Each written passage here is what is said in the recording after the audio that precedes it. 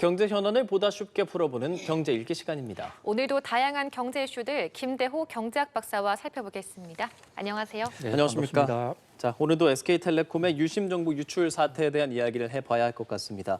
우선 유심을 교체하지 못하는 인원들이 많아요. 그래서 지금은 유심 보호 서비스를 가입하는데 지금 이 가입자가 1,000만 명이 넘었다고요? 지금 SK 유심 해킹 사건 이후에 국민들의 공포, 내 금융 계좌가 털렸을 수도 있다. 앞으로 털릴지도 모른다. 뿐만 아닙니다. 이카머스 거래하는 심지어는 개인 주민등록번호, 주민등록증까지도 털릴 수 있다는 공포가 확산이 되고 있는데요. 이 대목과 관련해서 이제 SK텔레콤 측에서는 유심 보호 서비스에 일단 가입해달라. 그렇게 하면 거의 사고가 없을 것이다. 근데 유심 보호 서비스라는 게 본인이 직접 컴퓨터상에서 유심 보호 신청을 해야 됩니다. 해야 되는데 이제 이걸 모르는 사람들도 있고 또 아무리 설명을 해도 이 컴퓨터 기기에 좀 익숙하지 못한 연세 많은 분들도 있기 때문에 전 국민이 가입하기는 쉽지는 않을 것 같은데 현재 SK 사용자가 2,300만 명, 또 알뜰폰 중에서 SK망을 이용하는 사람 약 200여만 명 해서 모두 2,500만 명 정도인데요. 지금 이 순간까지 한 1,000만 명 정도는 가입을 한 상태입니다. 그래서 오늘 오전이죠. SKT 대표 유영상 대표가 국회 청문회에 출석해서 이와 관련해서 이야기를 나눴습니다. 유심 보호 서비스 가입하지 않아도 피해가 발생하면 책임지겠다 이렇게 말을 했고 이틀 사이에 SKT 주가가 시총 1조 원 정도가 증발했다고 하는데 피해가 굉장히 막대해 보입니다. 그렇습니다. 이번 SKT의 유심 해킹 사고는요. 그동안에 있었던 통신사라든지 또는 컴퓨터 포털 사이트의 정보 유출 사고하고는 아주 근본적으로 차원이 다릅니다. 그러니까 쉽게 말씀을 드리면 보통 정보 유출 사고는 내 주소가 틀렸습니다. 또는 내 주민등록번호가 틀렸다. 내 성별이 틀렸다. 이건데 그것만으로는 직접 자기 재산 피해가 없을 수 있습니다. 그 다음 나머지 방어를 잘하면. 그런데 이번에 SKT가 틀린 것은 유심이기 때문에요. 유심을 가지고 유심은 바로 컴퓨터를 연결하고 복제하는 거거든요. 그래서 이것을 해커들이 사용하기에 따라서는 나 아닌 다른 사람이 나처럼 행동하면서 똑같이 금융기관에서 자금 인출도 할 수 있지 않은가 하는 이런 공포가 지금 굉장히 증폭되거든요. 여기서 일단 SK 측에서는 현재 이 유심 해킹 당한 것에도 등급이 있는데 그 유심이라는 그 사용자 식별 장치 그 번호는 틀렸지만은 그 유심이 어느 컴퓨터 기기에 심어져 있느냐는 휴대폰 기기 고유 식별 번호는 틀리지 않았다. 따라서 이 해커들이 이 유심 정보를 해킹해서 가지고 있다 하더라도 당장에 그 개인의 복제를 그 유심을 복제해서 돈을 틀어가는 이런 가능성은 거의 제로다. 다만 여기서 빨리 유심 서비스에 가입을 해라. 이 유심 서비스라는 게 복제 변경을 못하도록 하는 서비스거든요. 이 대목에서 그렇다면 유심 서비스에 가입을 하면 100% 안전한가? 이게 지금 국민들이 묻는 가장 큰 질문이에요. 맞아요. 그런데 SK 측에서는 100% 안전하다고 생각한다. 이 정도예요. 왜냐하면 컴퓨터, 그러니까 그 휴대폰 식별 번호가 틀리지 않았기 때문에.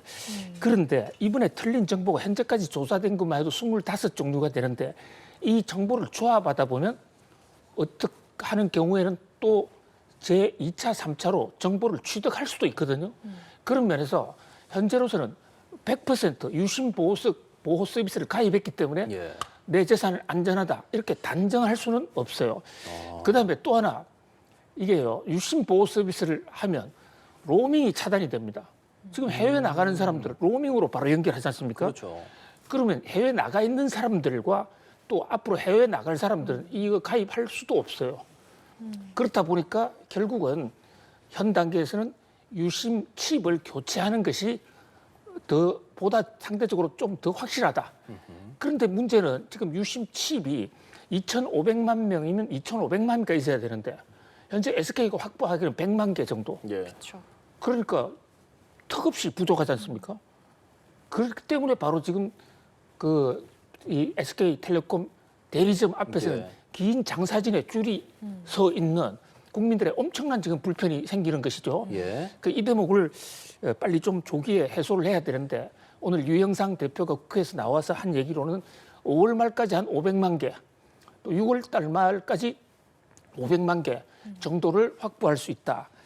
그다음에 또 이와는 별도의 방법으로 유심을 포매팅을 하는 방법이 있는데 이것도 5월 달이나 6월 달 가면 할 수 있다. 근데 지금 당장은 안 되는. 예.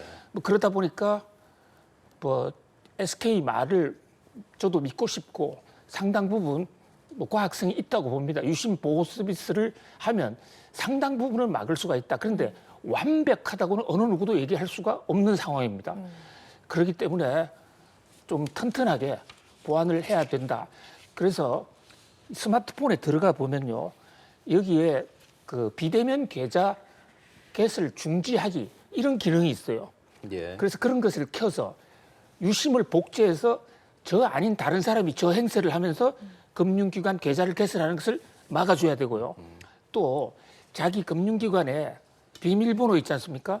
SKT 고객이라면 비밀번호도 바꾸는 게 좋고 공인인증서 번호도 바꾸는 게 좋다. 이렇게 종합적으로 건의 드릴 수 있겠습니다. 예, 그래서 뭐 KT나 LG 플러스로 넘어가는 이용자들도 많은 상황이라 조금 더 지켜봐야 할 것 같고요. 저희는 미 관세 이야기를 함께 나눠보도록 하겠습니다. 자동차 그리고 자동차 부품에 대한 관세는 다른 관세랑 중복하지 않기로 했다. 뭐 이런 류의 보도들이 나오던데 이거 어떤 내용인 겁니까? 트럼프 대통령이 또 트럼프 했습니다. 워낙 트럼프 대통령이 우왕좌왕 좌충 우돌하니까 말을 바꿨다는 뜻인 거죠? 예, 그렇습니다. 이 관세 자동차에 대해서 25%, 철강에 대해서 25%, 자동차 부품에 대해서도 25% 이렇게 때리고 있는데 트럼프 취임 100일을 맞춰서 이것을 좀 대폭 조정하는 크게 손을 봤습니다. 그러니까 일각에서는 트럼프 대통령이 관세에 대한 국민적 저항이 많아서 예. 좀 완화시켜 준 거 아닌가? 맞습니다. 그런데 우리가 좋아할 일은 없어요. 왜냐하면 미국 업체, 미국에서 생산하는 업체에 대해서만 혜택을 주는 것이고 외국에서 그러니까 한국서 기아, 현대차를 생산해서 들어간다. 이건 해당 사항 없습니다. 따라서 뭐 외국 기업들이 그렇게 좋아할 일은 아니고 오히려 외국 기업들은 좀 더 불리하게 됐죠. 왜냐하면 이 자동차 관세 속에서 우리나라 자동차가 미국 시장에서 미국의 제너럴 모터스나 미국의 포드, 스텔란티스하고 경쟁을 해야 되는데 그런데 미국 회사들은 이렇게 페이브를 준다고요. 2년 동안 부품에 대해서 상당 부분 관세를 깎아주고 또 철강, 알루미늄 이런 게 중복됐으면 각각이 지금 25%인데 하나만 25% 물면 나머지는 물지 않도록 하겠다. 사실 이게 뭐 합리적이죠. 근데 이제 이것은 미국 자동차 회사들이 미국에서 생산하는 자동차 회사들이 불편을 호소하니까 미국 자동차 산업 보호를 위해서 일부 완화했다.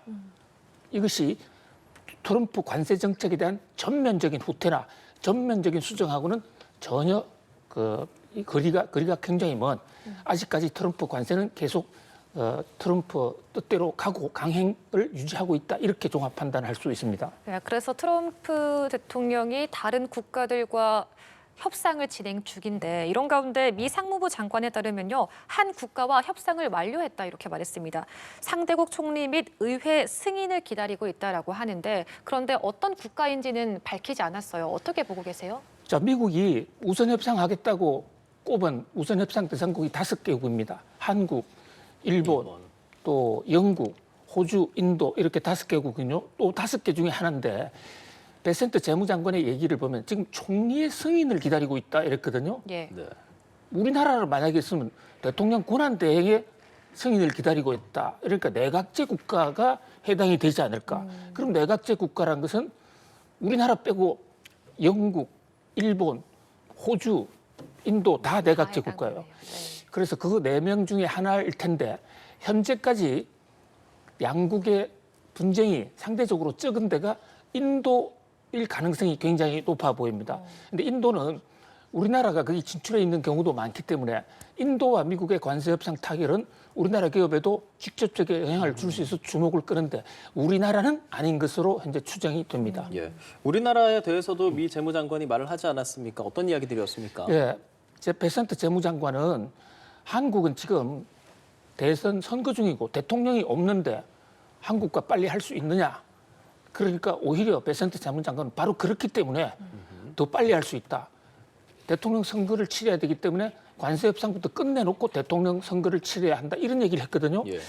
자, 이것은 우리 협상 대표단의 최상목 부총리나 안덕근 산업통상자원부 장관의 얘기와는 완전히 다른 반대되는 얘기입니다. 우리는 7월 달에 패키지로 타결을 하려고 했고 새 정부에 부담을 주지 않기 위해서 최대한 협상을 늦추겠다 했지 않습니까? 예. 그런데 미국 시각은 완전히 다르다. 그런 면에서 이것은 앞으로 한국과 미국 간의 통상협력 과정에서는 그 타임 스케줄, 시간의 완급 조절을 둘러싸고 상당한 지금 논란이 예상이 된다. 이렇게 볼 수 있겠습니다. 예, 이런 가운데 어제 오후죠. 트럼프 대통령의 장남 주니어 트럼프가 한국으로 들어왔습니다. 신세계그룹의 정용진 회장의 초청으로 왔다고 하는데 이 둘은 또 특별한 인연이 있나 봐요. 뭐 개인적인 인연인데요. 아무리 대통령의 아들이라고 하더라도 만약에 지난번 자기 여동생인 이방카처럼 백악관의 공직을 갖고 있는 상태에서 들어오면 대통령의 특사 이런 거로 인정할 수 있겠지만 예. 지금 그런 게 아무것도 아니거든요. 대통령 아들이니까 대통령의 영향력을 있겠죠. 그런데 이것을 우리나라에서 너무 좀 그러니까 침소봉대해서 큰 의미를 두는 게 아니냐. 사실 아들 트럼프 주니어는 지금 엄청나게 사업을 하고 있는 비즈니스맨입니다. 예. 자기가 가상화폐 사업 등도 하고 있고 지금 트럼프 대통령이 출범하기 전에는 우리가 창구가 없어서 이런 비선 라인을 통하는 것도 필요할 수 있지만 자칫 잘못하면 우리가 당할 수도 있고 나중에 미국 정부가 공식적으로 우리 입장이 아니다 해버리면 우리는 완전히 공중에 뜰 수가 있거든요. 좀 조심해서 진행해야 되고 우리는 어디까지 정도로서 외교 채널이 지금 가동되고 있기 때문에 트럼프 주니어에게 모든 특혜를 부탁해서 어떤 부탁을 한다든지 예. 이런 일은 아주 경계해야 될, 아주 조심해야 될 것으로 보여집니다. 예.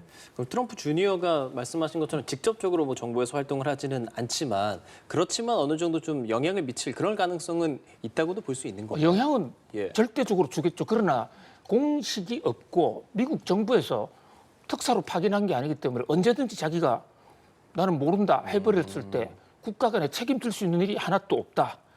그런 면에서 지금 트럼프 대통령 가족들이 너무 개인 사업을 많이 해서 미국에서는 이해 충돌의 문제, 심지어 지금 트럼프 대통령 탄핵안이 발의가 됐어요.